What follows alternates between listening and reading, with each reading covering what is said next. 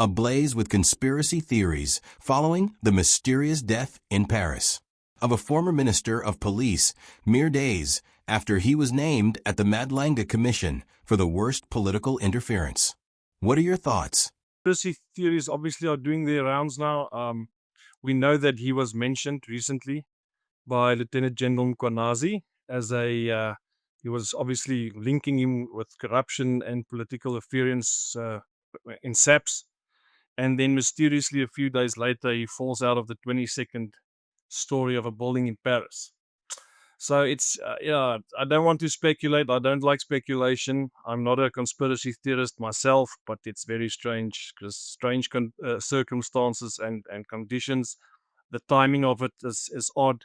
I know that we have dispatched a SAPS special investigative unit to Paris to go and work with the French authorities to uncover the mystery. So we are all anxiously sitting and waiting to see what, to hear what they say, because it's normal to try and connect dots. There's a lot of names that have popped up in this commission, this inquiry so far. I see the most recent one that popped up was that of former Minister Becky Cele. No surprises there. He was an old fan favorite of Neil's. I'm just saying this tongue-in-cheek, of course. And then obviously he's being accused of creating an environment under which all this corruption and political interference flourished, during his tenure as minister. So I know that the inquiry has been put on hold because of illnesses and such. But we are waiting, we are waiting and we are anxiously waiting to see what comes out of this inquiry. Like Zondo, it's exposing rot. Unlike Zondo, we are hoping that this will lead to convictions or charges and convictions, because Zondo just cost this country a bunch of money, nothing else. I mean, it's, Neil always used to say, and this was his biggest criticism of the TRC back in the day, was that we always got to the truth. We got to the truth, but we never reconciled. So it's pointless to just expose rot and not do anything about it. It's like going to the doctor because you're sick and identifying the illness and then doing nothing about it. What's the point? So we are really hoping that, after all of this has been exposed, that action is taken. It's difficult to say, Chris, because this is an inquiry. It's not a court case. I think if these were judicial proceedings, like in a court, it would have been different. I think what happened in Zondo has,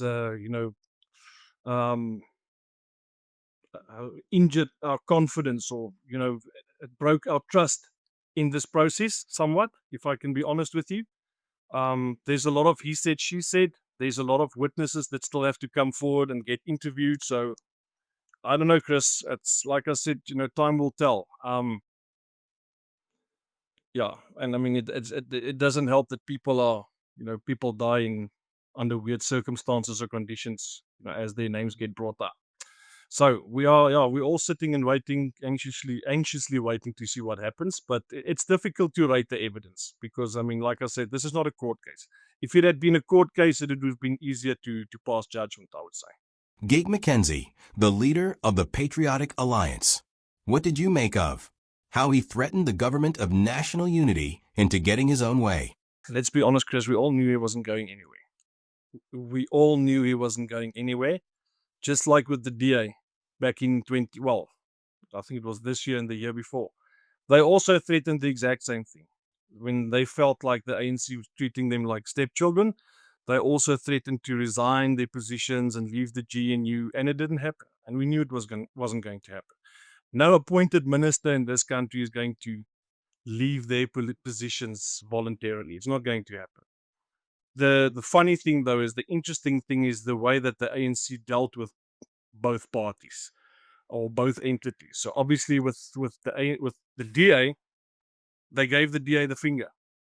And with Gayton McKenzie, I read this morning in the Sunday newspaper that the president himself, Cyril Ramaphosa, gave instructions to his structures in Johannesburg to comply with Gayton's demands. So that is a very interesting relationship, Chris.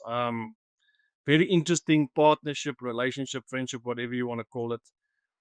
When we've always known that there was a relationship. I mean, we remember what happened in 2023 when the Patriotic Alliance played a very pivotal role in wresting power away from the DA in Joburg municipality. But they're not the only the only party that seems to have power sharing agreements or coalition agreements or partnerships or whatever you want to call it with the ANC. We know what happened in Tshwane, the role that Action SA played there as well. So it's alarming, Chris, to know that there are parties out there that are still willing to form partnerships and such with the ANC. I mean, there was something, I don't know if people probably forgot about this, but there was something called the Multi-Party Charter or the Moonshot Pact in 2023. Well, we all know now that it, unfortunately turned out to be a big disappointment, and it wasn't worth the paper it was written on, because, those commitments and those pledges that were made quickly went away after the elections, unfortunately. But partnering with the ANC, Chris, and I won't say working with the ANC, because you find yourself in positions sometimes where you have to work with them, especially in local government and in government. But partnering with them or helping them retain or gain power should be an absolute no-go in South Africa. This is something that should be absolutely non-negotiable. And I know there's been stories and rumors and, we've heard by the grapevine that it's difficult to work with the DA because of their apparent reluctance to share power. But hell, Chris, working or partnering with the ANC should be completely off the cards. Completely. So I don't know if this says something about the DA or those parties that are, opting to rather work with the ANC than the DA. But I would like to there's two quotes that I wrote down that I want to read to you in light of this specific topic, Chris. And the one is an old Spanish proverb that says, "Tell me who your friends are, and I will tell you who you are." That's the one. And then the other one, Chris, is, "Do not be misled. Bad company corrupts good character." And that is actually a quote from the Bible. So, yeah, I would like to know, it would have been interesting to know the extent of these power sharing agreements that exist between these parties and the ANC and what those terms and conditions are, but I guess we'll never know. But I think one thing that we should definitely agree with, Chris, is that we should all be working, against the ANC and trying to get them out, not helping them, retaining power, throwing them lifelines when the opportunities present themselves. Malema, his defiant reaction in the past week to his criminal conviction for firearm offenses. And before he got sick, he used to do a Facebook Live on our social audio. He used to do a live every week on our social media platforms here at the UIM. And he used to hand out weekly awards.